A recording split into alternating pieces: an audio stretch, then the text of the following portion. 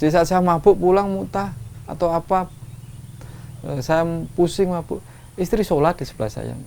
Akhirnya istri itu sedekah kalung, gelang dipakai. Yang lebih keren lagi dia jualan ini, dia jual cincin nikah saya untuk disedekahin.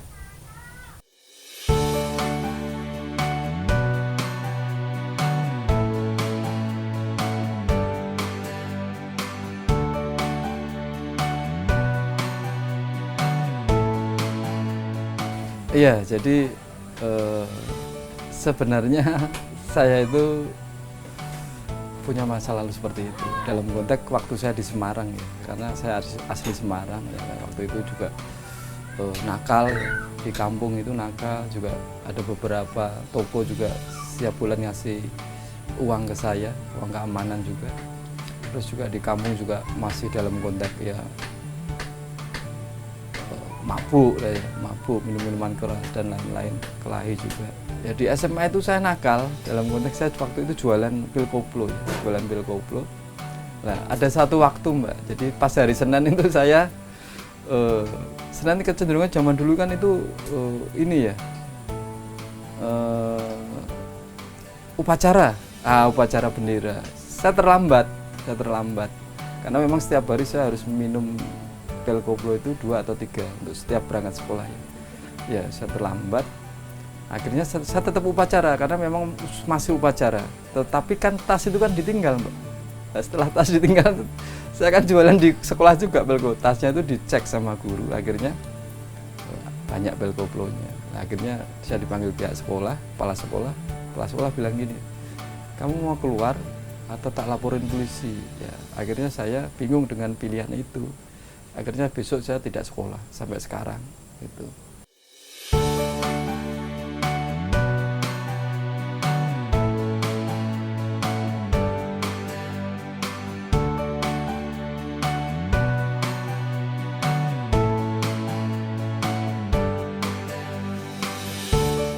Saya kan DC Mbak, debt collector.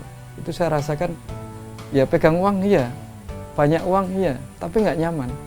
Lah saya mau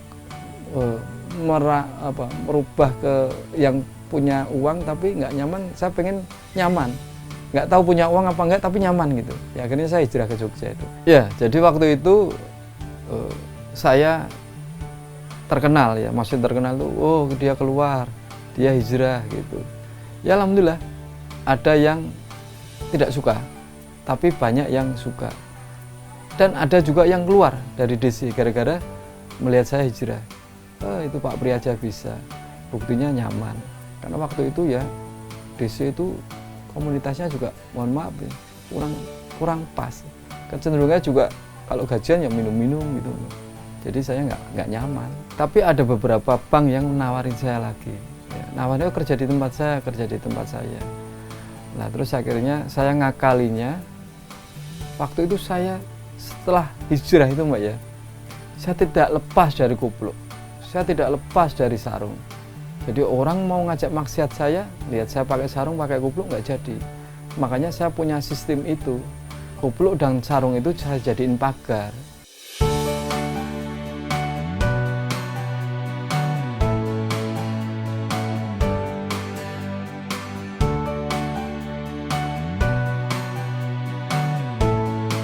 Ya sebenarnya karena istri orang Jogja Mbak, tapi setelah itu saya kos. Jadi setelah hijrah dari DC itu, dari Semarang itu, nakal itu, akhirnya hijrah ke Jogja. Terus saya ambil keputusan untuk kos, untuk jualan soto. Ternyata di situ dipertemukan sama orang-orang baik, ya orang-orang baik. Ya akhirnya saya polanya berganti, hidupnya berganti. Terus akhirnya nyaman Mbak. Jualan soto itu kan susah, awalnya startnya. Tapi bisa nyaman, nggak punya uang nyaman. Doa dari istri, ya jadi kalau saya mabuk Mas, muntah-muntah. Waktu itu ada satu kios ya, jadi ada orang itu yang minjemin, kiosmu kosong tak pakai, oh ya silakan Mak, pakai. Jadi di situ saya di jalan itu salah satunya saya buka PS2, buka pulsa juga, terus jus juga. Ya. Saya tidur sama istri di situ. Ya. Jadi saat saya mabuk pulang muntah atau apa, saya pusing mabuk, istri sholat di sebelah saya. Terus saya keluar dari zona nyaman, nol jualan soto, Mbak. Dorong dulu ya, ngekos di tempat yang kecil. Tapi itu nyaman, itu nyaman. Jadi apa ya? Nggak punya uang? Ya pernah. Saya tuh sampai nggak punya motor, sampai saya ke pasar itu belanja itu naik sepeda ondal. Dan sepeda ondal itu pinjeman dari simbah saya, karena ada simbah itu saya mertua punya sepeda ondal nggak kepake, terus akhirnya saya pinjem buat ke pasar, buat kulaan atau beli bahan-bahan buat jualan soto. Tapi nyaman, ya. Itu yang saya cari, nyaman, tidak uang, karena uang itu ya nanti paling ya ke tempat maksiat, minum-minuman keras, ya. Walaupun istri nggak apa-apa, tapi kan saya kasihan, so istri disakitin terus kan gitu. Terus keluarga ini mau kita bawa kemana? Gitu. Jadi ya pernah saya Mas jual mobil gara-gara nol itu mobil saya jual juga pernah. Mobil nggak laku-laku, terus istri bilang gini, katanya ya sedekah yang dicintai itu langsung dibalas. Ya katanya gitu, tapi kan kita belum pernah bilang itu. Terus istri besok paginya itu mau sedekah, Mbak, biar mobilnya cepat laku. Akhirnya istri itu sedekah kalung, gelang dipakai. Yang lebih keren lagi dia jualan ini. Dia jual cincin nikah saya untuk disedekahin. Terus setengah jam itu Allah balas. Setengah jam itu langsung ada pembeli. Keren. Jadi memang keren, sedekah yang dicintai sama sedekah di saat sempit. Allah balas. Ya. Saya jadi nangis.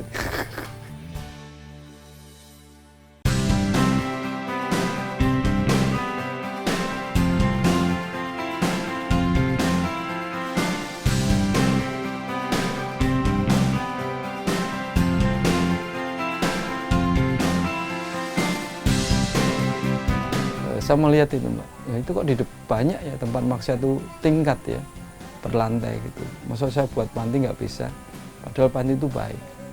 Dengan kondisi itu saya yakinkan bahwa bisa, alhamdulillah ya bisa bener.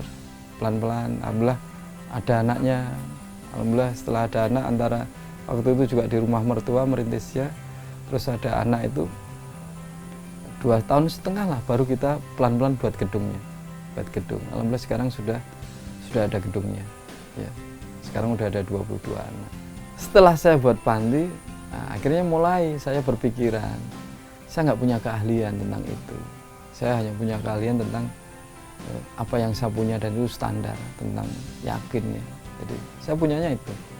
Akhirnya untuk mensupport anak-anak dalam konteks biar tepat, ya, saya mencari ahlinya, saya mencari ustadz. Alhamdulillah dapat. Sekarang ada 3 ustadz. Jadi setiap malam itu ada yang ngajar untuk khusus pendidikan agama ya, ngaji, hafalan anak-anak. Kalau untuk kegiatan sekolah, paginya anak-anak sekolah di sekolah terdekat di sini, seperti itu. Kalau nanti yang ngaji saya bubar nanti. Ya, alhamdulillah sekarang saya ini punya mesin hapus tato ya. Jadi setiap hari kita ada tamu untuk hapus tato gratis ya. Jadi hapus tato ini gratis gitu, tapi kadang-kadang ada yang ngasih infak ya, ada yang ngasih infak. Jadi infak itu nanti kita pakai untuk operasional mesin, terus untuk krimnya juga, untuk beli alat-alat operasionalnya, terus juga bayar listrik, terus juga ya, kalau ada sisa bisa untuk support panti asuhan. Akhirnya saya punya mimpi untuk punya mesin hapus tato, harapannya bisa mensupport teman-teman yang tidak bisa syaratnya itu. Akhirnya di sini bicaranya tanpa syarat. Hapus tato buat calon penghuni surga. Dan saya menerima semuanya. Lintas agama saya terima. Karena saya pengennya benar-benar manfaat. Jadi gini, dikarenakan saya melihat yang datang itu luar kota, Mbak. Banyak dari luar kota. Dari Ngawi kemarin, Lampung, Jakarta, Klaten ya, Sragen, banyaklah, dari Wonogiri, dari Kendal, Semarang sana, Banjarnegara, Magelang ya, Semarang. Nah, Makanya saya melihat ternyata banyak orang daerah itu yang tanda kutip mau hapus tato, tapi di luar itu mahal. Kadang juga ada yang pakai syarat. Makanya kok kasihan ya jauh-jauh sampai sini. Kemarin alhamdulillah sudah kita mulai startnya di Magelang, Gerabak. Kita sinergi dengan Polsek Gerabak. Jadi saya pengen setiap minggu itu bukanya di luar kota. Harapannya bisa menampung atau jadi jalan wadah untuk teman-teman yang luar kota yang tidak bisa ke Jogja. Tuh, loh kok hijrah kok nggak nyaman, kenapa? Ternyata saya salah. Kalau ada masalah, saya tidak mendekat ke maha yang ngasih masalah. Saya malah pura-pura untuk menyelesaikan masalah, mencoba untuk menyelesaikan. Ternyata itu tidak selesai. Dan akhirnya saya malah mumet. Akhirnya saya kembali, oh ternyata saya salah ini setahun ini. Akhirnya saya ganti konsepnya. Kalau ada masalah, mendekat ke maha yang punya masalah.